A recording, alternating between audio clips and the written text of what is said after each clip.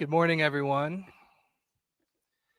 Thank you for braving the traffic of a Friday morning in Bengaluru and a very busy schedule to join us for what is really a historic occasion that we're happy to celebrate with you.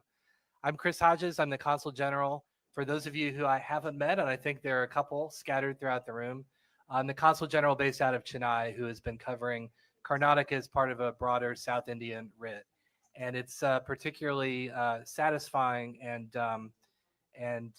important for me to be part of the event here today, together with the dignitaries on the stage, including the Deputy Chief Minister of the state of Karnataka, Shiva Kumar, the Honorable Minister for External Affairs, Dr. Jay Shankar, our own Ambassador, Eric Garcetti, and his Chief of Staff, and soon to be our new senior presence on the ground to advance this consulate to reality, Lisa Brown.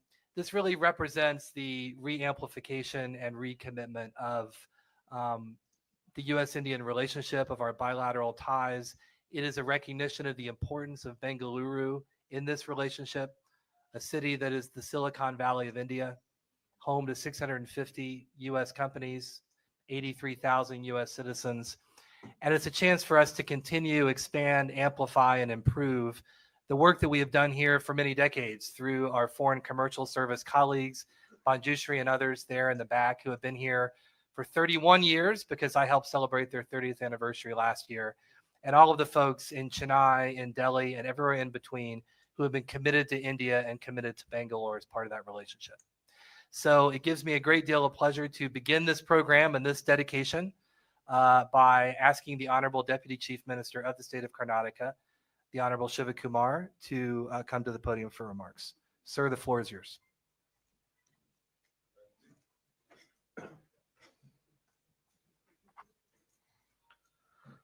Good morning to all of you. Sri Jaishankar, our Honorable External Minister, who has come all the way from Delhi this early morning.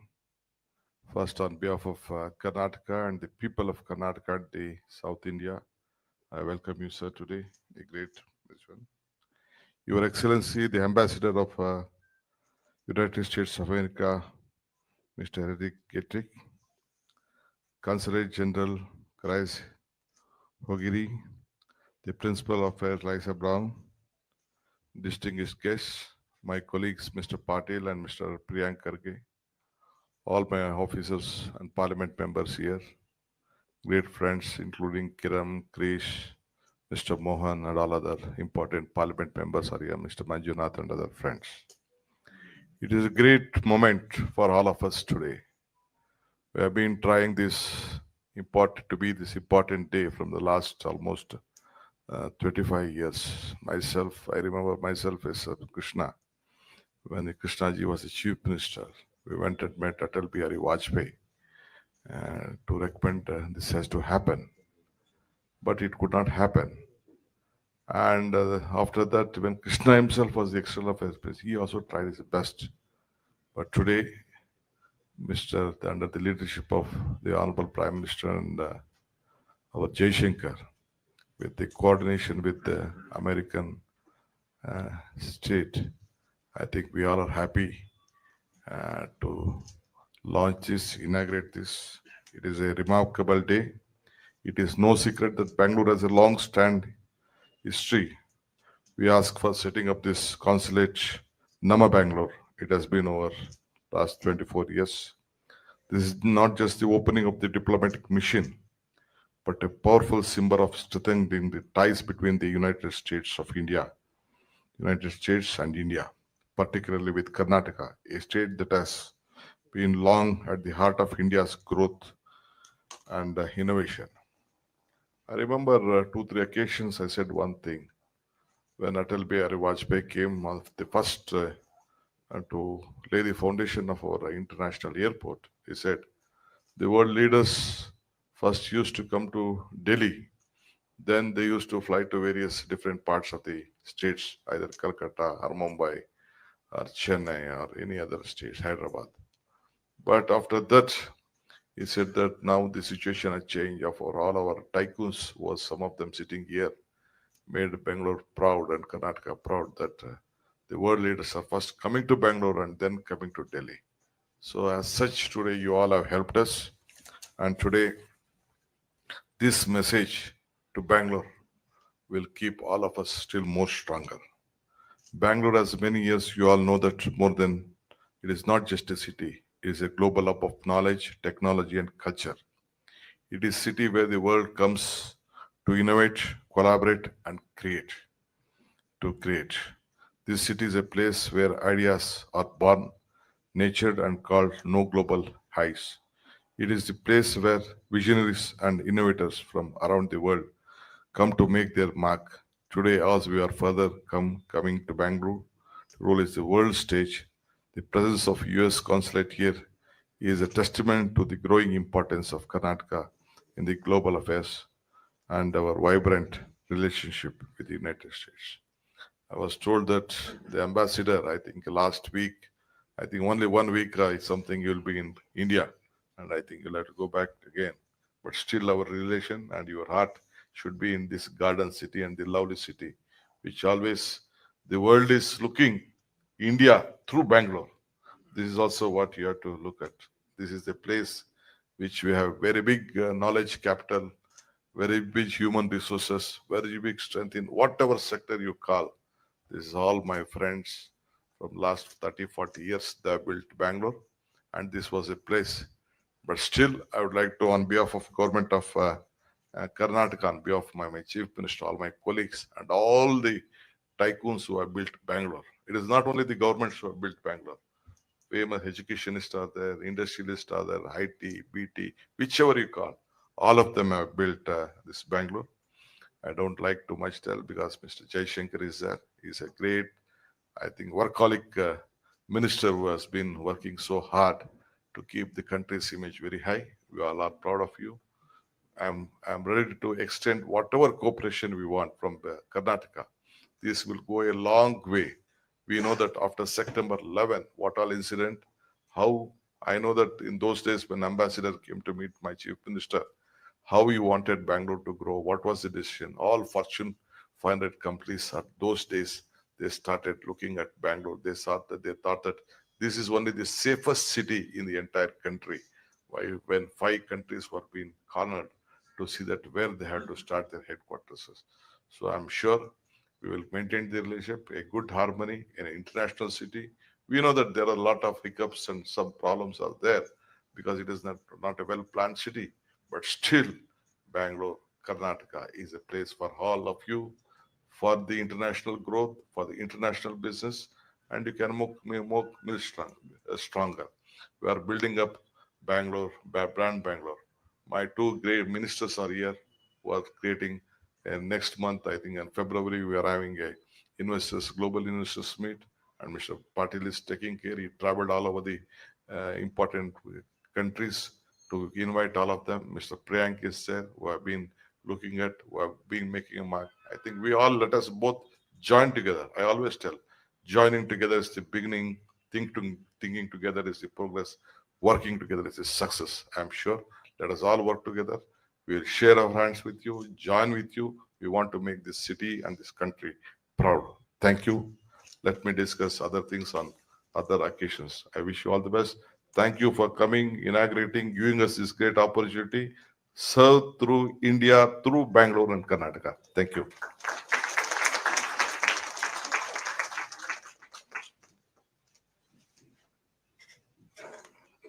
Thank you very much to the Honorable Deputy Chief Minister. I think the phrase, let us discuss other things on other occasions, is one that I will keep in my back pocket for future speeches. I really like that. It's now my great honor and privilege to introduce someone who has been a leader for our mission here in India, a colleague and a friend. We are very sorry to see him go, but very happy that we're able to share in this occasion with him one that he has done so much to spearhead. It's my great privilege to introduce the U.S. Ambassador to India, Eric Garcetti.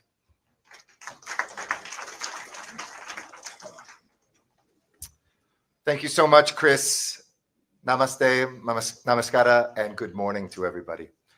What a joy it is to be here today. And let me start by thanking Chris and the entire team out of Chennai that for so long has been serving everyone here in Karnataka and in Bengaluru. Thank you for your exceptional friendship and leadership. To you, to Carrie Arun, who heads up our Foreign Commercial Service Office, and everyone who really has shown we are not beginning a new presence here in Karnataka, but we are expanding our existing presence here, a commitment that America makes to this great state and city in this amazing nation as well. And thank you to all of our honorable dignitaries. Thank you for your great words, Deputy Chief Minister. You have a responsibility that I used to have when I was a politician, which is to tell it like it is, to say what we can do and what we can't do, to lay forward a vision of a global city, a great global city that I love to hear you describe, that at the same time has to work. And congratulations on your successes and the work that you and the Karnataka government are doing every single day. And it's also a great honor that my last public speech as United States Ambassador, that I get to share the stage with somebody who has been a friend, a mentor, somebody used the word Deputy Chief Minister tycoon. He is a tycoon of diplomacy. He is somebody who is a thinker. He is a facilitator. I think more world leaders know him as a friend. He'll be representing this nation at the swearing in of our next president. But I want to thank Dr. Jaishankar for the work he has done over decades, not only as somebody who has roots here in this city, but to push this day forward and to push a friendship that is a defining relationship in the world today between the United States and India. Please give him a round of applause and thank him for that. We've been talking about this for a long, long time, right? In Canada, there's a expression, "Parehun anade aitu," where you say you talk a lot, but nothing gets done. Well, today, Ivatu undu hosa aramba. We have a new beginning. We start together to make sure this beginning plants a seed that will flower for decades to come. You know, our relationship in India is not new. In fact, many Americans don't know, and very few Indians, that our second consulate in the world was here in India. First, after the independence of a new America in 1776, we opened a consulate in Lyon, France. And then the second was in Kolkata, showing back then the importance of India to a new American nation. Since then, we have built to 5 posts, 7 if you count our commercial offices, including here and in Ahmedabad. And this is now the second largest mission of America anywhere in the world. It produces the second most visas, the most students. We're breaking records every single year, record employees, record visas, record students, record military exercises, record engagement from the seabed to space. And as I boarded the plane from Delhi yesterday, Dr. V. Narayanan, who is the new secretary of the Department of Space, was on my flight. It was the same day yesterday where India achieved something very few nations have, a docking of satellites in space. And I congratulated him.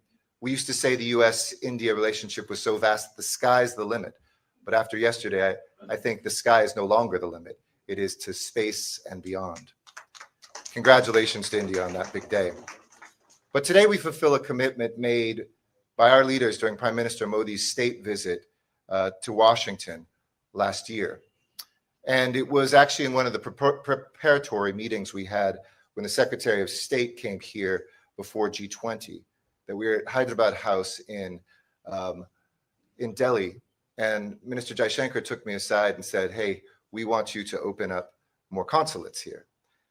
And ever since, the Indian government has been pushing and pushing, and we've had a bureaucracy in America too. But President Biden put in the leader's statement with Prime Minister Modi that this would happen. And today, a promise made is a promise kept. And this tangible expansion of our partnership is based on so much that we already have here. In some ways, Bengaluru is the most American of Indian cities, and Karnatakans are the most, one of the most, if not the most, vibrant Indian communities in America. So this is not a new bridge, but it's a bridge that will be strengthened today. It'll be a bridge that will be widened today. And it is a bridge that will be more beautiful today, because in commerce and diplomacy, in culture, in finance, in technology and the future, we say that this is a place for two great nations to expand that friendship and to see the future of that engagement. We have 2 sister cities in America. I spoke with the mayor of Cleveland, Ohio, this morning, who sends his congratulations, and the new mayor of San Francisco in my home state. And San Francisco is such a great match because, as people say, this is the Silicon Valley of India. I think increasingly people say Silicon Valley is the Bengaluru of America. But we see from semiconductors to space, our defense sector, and in health, people who have pushed forward the boundaries of what human beings can make and do together. This consulate is going to play a pivotal role in supporting those collaborations for our economies, for science, for technology, education, cultural engagement. And while visa services will not be offered at the beginning, we will eventually bring visa services here. So I know everybody's been waiting a long time. It is everybody's favorite topic with an ambassador. That is something actually on Monday I'm looking forward to, is my WhatsApp stream. I will refer them to my colleagues, but we know the insatiable desire for visas to the United States. We want to see more tourists. We want to see more students. We want to see more businessmen and women coming. But initially, this will not be offering visas, but we will be working on that to bring that as soon as possible, also something that we promise here today. We also know that this is a critical first step, not a last one. And dedication ceremonies like this are a way to celebrate our future. We've been here for 30 years, as Consul General Hodges mentioned. We have had a commercial service office here, which has helped more than 700 companies from America come here. That is a staggering statistic. A generation ago, people never would have imagined the US-India relationship would be where it is today. A generation from now, what was unthinkable will be indispensable. Indispensable for peace, indispensable for prosperity, indispensable for our planet, and indispensable for our people. And today I also want you to look over to your right, our left, because Lisa Brown, who will be our senior official on the ground here, who's our chief of staff of the entire mission in India, has been given that responsibility to be the first. To help build this, I ask you to introduce yourselves to her, give your cards, build the relationships, help her bring more resources, connections, deals, breakthroughs, and more here. She's somebody who has worked as a chief of staff for our deputy secretary of state, somebody who's worked at our National Security Council, and she's an exceptional public servant, a great friend, and I know she is going to be one of the most popular people here as our senior official in Bengaluru. Congratulations, Lisa. So in closing, because there's so much to talk about of other things other times, I want to say, you know, when I first got here to India, if you'll allow me to indulge because of my last public speech, I had first come to this country when I was 14 years old. My parents brought my sister and I here on a trip. And immediately India captured my heart. When I went to university, I had to study a foreign language, so I chose Hindi and Urdu. People said, well, why are you studying an Indian language? And then my college roommate randomly assigned to me. His father became the United States ambassador to India when I was 19 years old, and I returned, spending 2 nights in the residence of the United States ambassador in Delhi. I never would have dreamed that my life would bring me to that same place, that I would be in this position to be able to help, along with Dr. Jaishankar, our leaders and our people, to put forward what is really a light and an example to our world of when 2 great democracies, 2 diverse populations, based on the values that hold us together, have a vision to make this a better world. I've had chai with soldiers in the heights of Ladakh at 17,000 feet. I bathed in the warm waters of Kanyakumari alongside Indian friends as the sun rises over the statue of Vivekananda. I've talked with students, girls on the edge of the desert in Rajasthan who are the first in their family to ever go to school, who dream of being a biotech tycoon when they grow up. And I've been in the jungles of Nagaland, where entrepreneurs are bringing their incredible artisanship to global economies and stores around the world. I've seen the hopes and dreams of Indians never as strong in the many decades I've come here as right now. So I want to say thank you to India, because I'll tell you, so much has changed. A country that you're building anew, a Bengaluru that is an international capital, a Karnataka that is a place of innovation, and an India that always looks at tomorrow differently than today. But one thing that has never changed is the soul of this place, its warmth, its welcome, and the way that it's captured my heart. And I can think of no better last act as your ambassador from the United States than to make sure this consulate site is open. Thank you very much, Dhanyavad, and here's to a great future.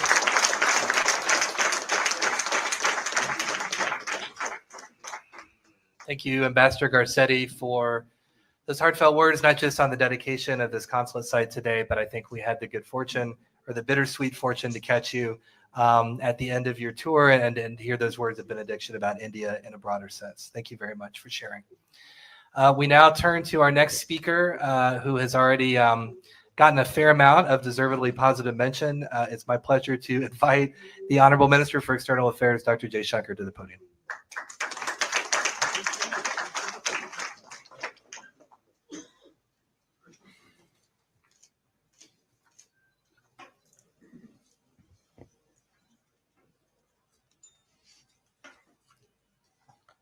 Namaskara.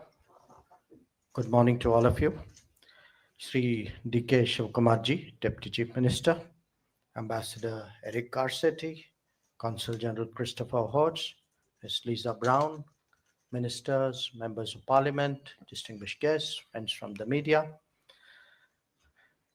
It's a great day today for Bengaluru, for India-US relations. And some weeks ago, Ambassador Garcetti told me that it was feasible to open this consulate before he relinquishes his responsibility. And he was wondering whether it would be possible for me to join him. And I told him that I wouldn't miss it for the world. And there are a number of reasons for that. First, a long personal association with Bengaluru. I first came here in 1962. My grandparents lived here. I did a little bit of my schooling here. I was telling the ambassador when I joined the government, had I joined the domestic service, I would have been an officer of the Karnataka cadre. I actually did my district training in Belgaum, in Chikori. So for me, there was a strong personal commitment to ensure that the American consulate was finally established here. The second reason was an equally long association with the United States and our relations with that country. And it's not as old as Bengaluru, but it's still been now 45 years of association.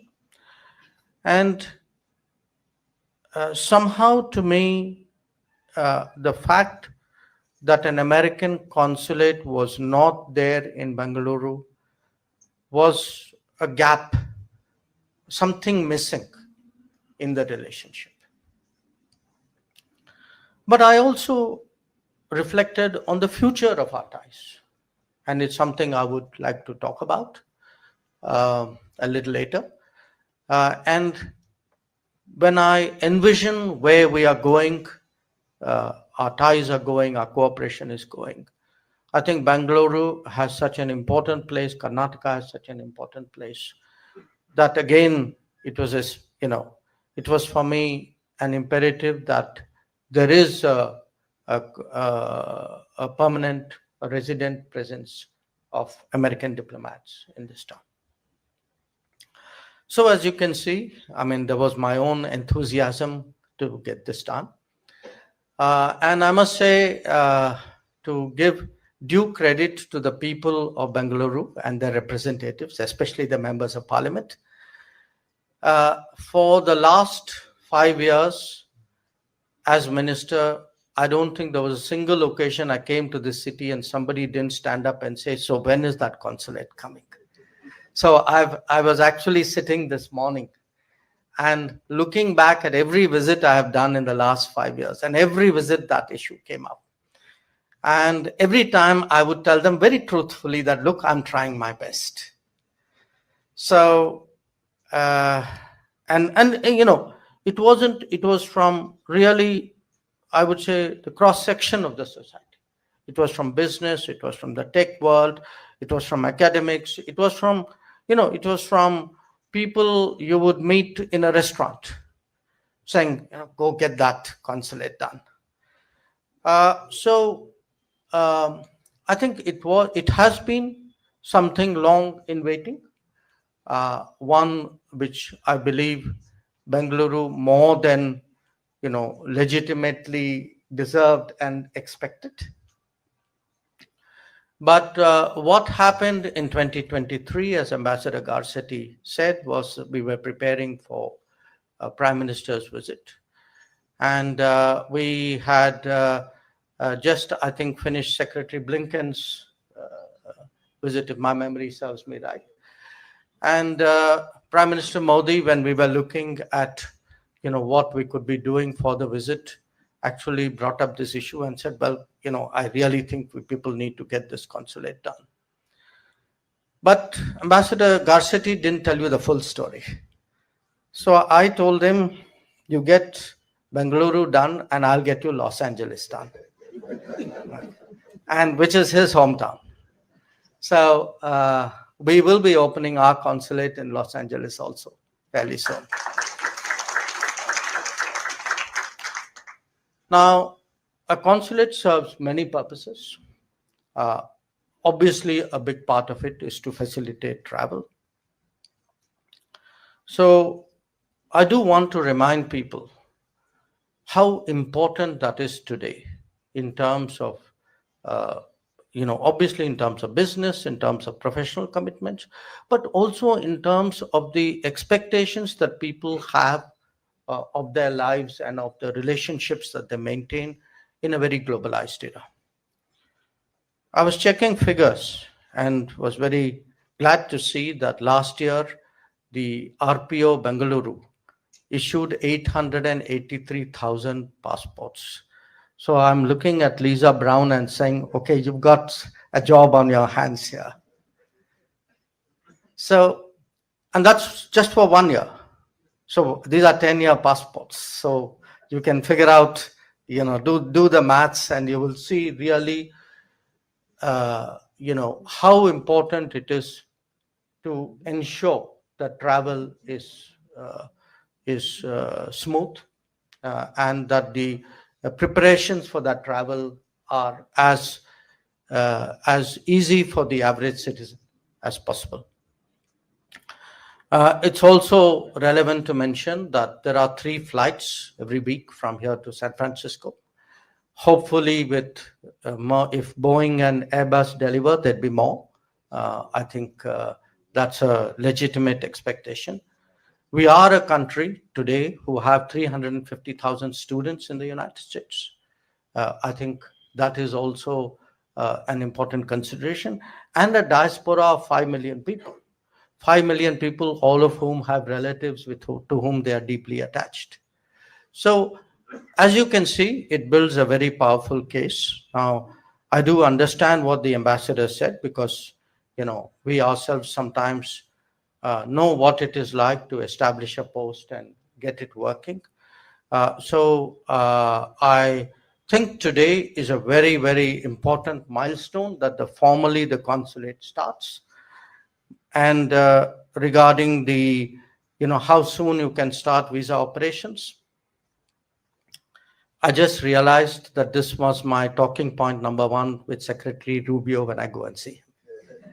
So the sooner we get it done, the better it is. But let me conclude finally by saying a few words about the future of our ties and the importance of Bengaluru and Karnataka to it. Today, when we look, at all the possibilities before us, in an era of AI, of EVs, of space, of drones, I think and of bio and, it's today, our relationship will be heavily based on technology, even more so than before.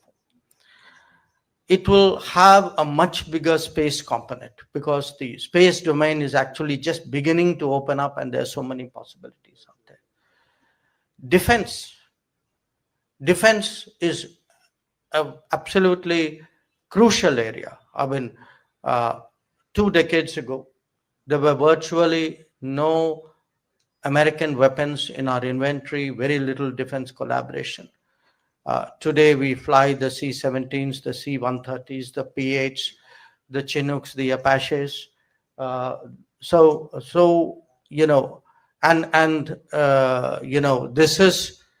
This is the town of HAL. In fact, it was HAL which first brought my family to this town. So when I look at tech, space, defense, I think the case for actually a stronger presence and leveraging the capabilities of Bengaluru and Karnataka become that much stronger. The second is actually education and research. And with the new education policy, I think the vistas for educational cooperation have also opened up. So I would very much hope to see collaborative campuses and exchange of students and a stronger American education presence in this region. Then there are the realities of the international economy. The fact is that supply chains are undergoing a transformation. I expect this to, I think not I, but I think all of us expect this transformation to accelerate in the coming days. And as that happens, along with it on the digital side, there is a much greater emphasis on trust and transparency.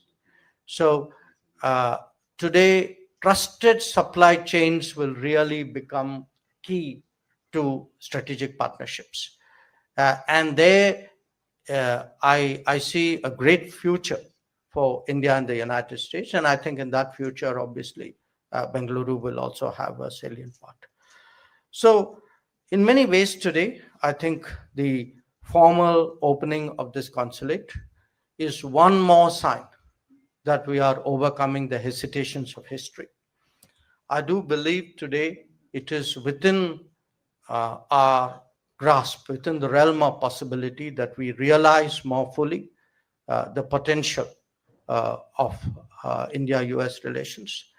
I think to realize that potential, it is important that Bengaluru too realize its potential in the relationship. And finally, I am given to understand that this is the 12th foreign consulate in the city. So welcome to the first dozen. But as a country today, we are encouraging the opening of more embassies in the capital. It's part of our deeper engagement with the world. But along with that, we are also encouraging more embassies to open consulates. So while today it is a very important event for which I'm here, I do hope that there'll be more occasions where more countries will open more consulates in Bengaluru. I think it would serve India's interests, Karnataka's interests, Bengaluru's interests better. So once again, really congratulations. Congratulations to you, Ambassador, to your whole team. Congratulations to the state government, to the Deputy Chief Minister, to the team. Congratulations to the people of Bengaluru, to Karnataka, to the representatives, to all those who pushed for this, waited for this day. And I'm glad today that I'm here to join that.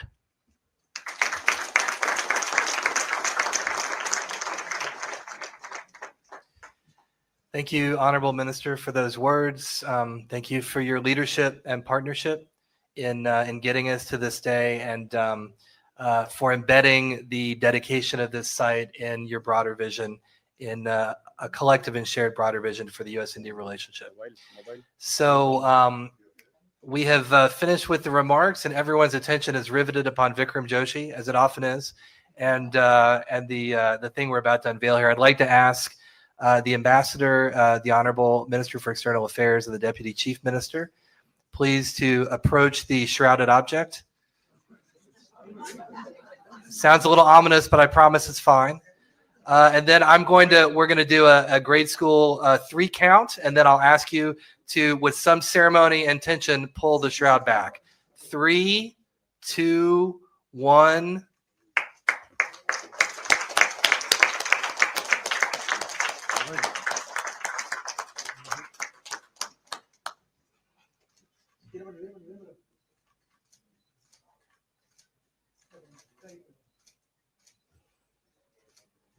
All right, I've been counting camera clicks, and I think everybody got at least 3.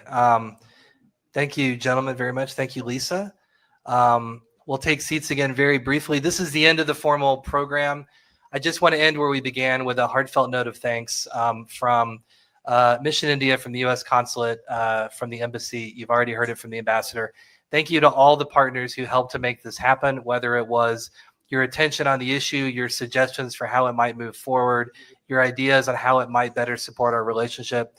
Thank you to the ministers in the front row, Minister Kargay and Minister Patil, good friends and good partners. Thank you again to the Deputy Chief Minister, to the Chief Minister Siddharamaiah in absentia. Thank you to all the business people here who have been such wonderful partners, even across an hour-long flight from Chennai to Bengaluru to help us get some amazing things done. And thanks to the folks from the U.S. government who are here and have been here, the Foreign Commercial Service team, who do fantastic work every day. It's been great to have you all here. I'd like to ask that you just remain in your seats for a couple seconds longer and savor the moment. And then we'll move outside for some coffee and light refreshments. Thanks again for your presence. Thanks again for your partnership.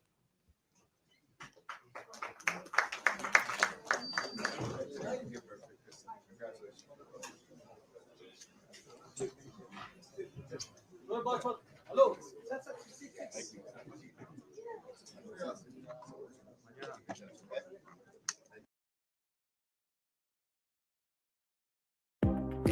Kiara की ultimate bright skin का राज Pond's bright beauty range का सबसे powerful brightening ingredient niacinamide.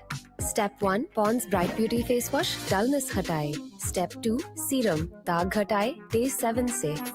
Step 3 gel cream day spot clear bright skin. अब bright beauty range के साथ ultimate bright skin है possible.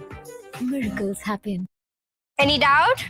Surf Excelmatic अब नए पैक में ये जिद्दी सूखे दाग निकाले। No doubt.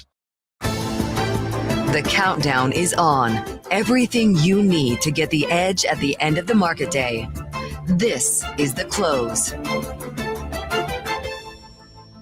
Live from Studio 2 of Bloomberg headquarters in New York, I'm Alex Steele. And I'm Matt Miller. We're kicking you off to the closing bell here in the U.S., where we didn't see a lot of action on the index level, but a ton is going on under the hood. Yeah, really fun stuff going on, particularly if you look at semis. So take a look at where we sit right here. The S&P is flat on the day, as Matt was saying. Not that exciting to write home about, but you are seeing the Mag 7 sell off. It's an Apple and it's a Tesla story. You're looking at the NASDAQ 100 up by 0.1%. And I wanted to put in the yield market just for fun. So you're seeing a 10-year yield down 4 basis points. Again, not a huge move after that big move we saw yesterday, but nonetheless, we're kind of reversing that risk management or that higher yield bias, Matt. Yeah, and big beats for big banks continue. 6 out of 6 of the major financials that reported over the past 2 days have beat on net interest income expectations. Morgan Stanley coming out and saying M&A pipelines are at the highest level in 7 years for that bank. It's a different story, though, in the healthcare space, with United Health reporting higher patient care costs and revenue that fell short of estimates. Many analysts say higher costs are going to be an overhang trend heading into the rest of the year. But today's retail sales data could be a good sign for earnings yet to come. The numbers showing sales broadly increased in December, indicating strong consumer demand to wrap up the holiday season. 10 of the report's 13 categories posted increases. And then, of course, tariffs. We're still talking about them. They loom large as President-elect Donald Trump is set to take office on Monday. Scott Bessent, Trump's pick for Treasury Secretary, is on Capitol Hill today for his confirmation hearing. The hedge fund manager says the administration would use tariffs to make trade more fair for Americans. And senators, of course, grilled Bessent on the debt ceiling, on healthcare costs, and on inflation, Alex. Yeah, good stuff. We'll get to all of that throughout the next couple hours. Let's circle back to what Matt was talking about in terms of earnings, right? You got the big banks, you got some regionals, you have United Health. This shows the earnings scorecard pretty much every quarter going back for years. We're focused on right here, that 7.8% earnings growth for the fourth quarter of 2024. That's what we're in right now. Not a huge change from the last year when it comes to earnings, right? Not amazing like we saw back in 2021, but not negative like we saw in 2023. So the question really is going to be twofold. It's going to be what their expectation is. It's just an expectation game, right? Like we're going to underpromise and overdeliver. What does their outlook look like? And what about costs, margins, and the dollar? Those three things kind of swirling about in all the different sectors as we move forward, Matt. All right, let's talk about this more with Anastasia Amoroso. She is Chief Investment Strategist with iCapital, and she joins us here on set. Anastasia, first of all, welcome. Thanks for joining us. In terms of these bank earnings, all big beats. What do you think of them specifically? And is there any read across to the broader economy? Absolutely. First of all, I think the way I would describe them were blockbuster earnings, Matt. And it's not just in terms of the beating on the current quarter, but really guiding and the outlook that we see for this year. And when you look, for example, the capital markets activity was very strong for this quarter. But if you look at the consensus forecasts and some of the commentary that came out around those forecasts, it's really positive. So most of the banks are expecting the capital markets activity, specifically from the advisory fees, from M&A advisory, to really tick higher. And that has a lot of read-throughs that we can talk about. The other thing that I thought was notable is that there's been some positivity around net interest income for banks. But if you look at consensus expectations, they're very subdued. And in fact, they're looking for maybe 1% NII growth in 2025. But I think that could be one of the surprise factors is if we see better loan growth from banks this year, and if we still see somewhat lower interest rates and steeper yield curves, I think that's where the big banks can be.